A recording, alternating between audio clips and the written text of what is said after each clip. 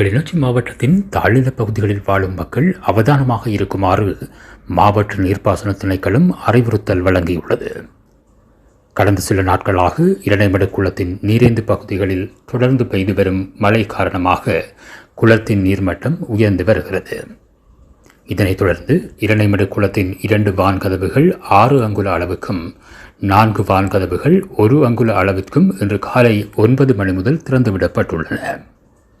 இதனூடாக 0.149 milli centimetre நீர் வெளியேற்றப்படுவதாக நீர்ப்பாசன திணைக்களம் தெரிவித்துள்ளது.